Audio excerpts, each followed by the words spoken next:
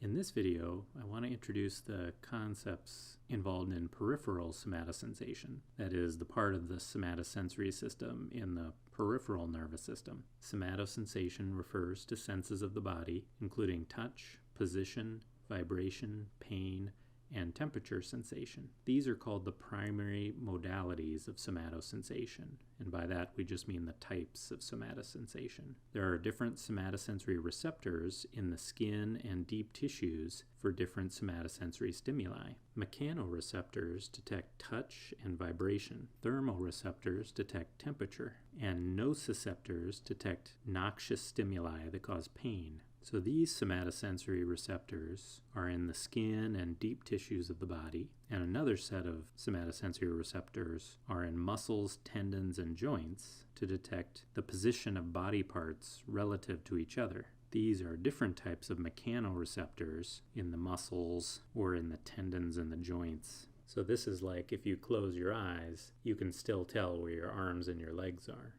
Somatosensory information travels along axons of neurons, which we'd call somatosensory axons, and these are particular types of neurons called pseudo-unipolar. With these pseudo-unipolar neurons, there's a small process connected to the soma, and then that process splits into two long axons, one heading out into the periphery of the body, called the peripheral axon, and one heading into the central nervous system, called the central axon. For most of the body, the somas of these neurons are in the posterior spinal nerve root ganglia. So here, right next to the spinal cord, we've blown up a spinal nerve right here. So this part that's going to head out to the body is a spinal nerve, and these are its two roots, the anterior root going toward the front and the posterior root going to the back.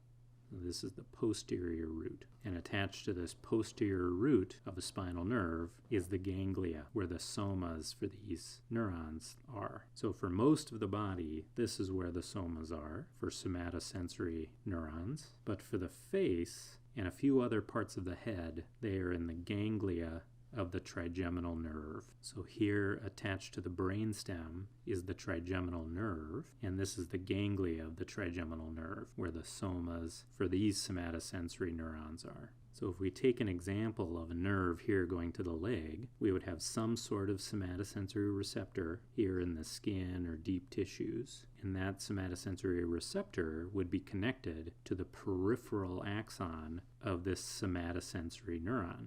So here in this expanded view, here is the spinal nerve, and the peripheral axon is entering like this. And then the central axon is going to continue into the spinal cord to bring that somatosensory information into the central nervous system. Or for the face or certain parts of the head, the peripheral axon is traveling in the trigeminal nerve here, and then the central axon is going to carry that information into the brainstem to get it into the central nervous system. There's also a small amount of somatosensory information from around the ears, mouth, and throat that travels into the brainstem and a few other cranial nerves. So this is just an overview, and we'll get into all of this in much more detail later.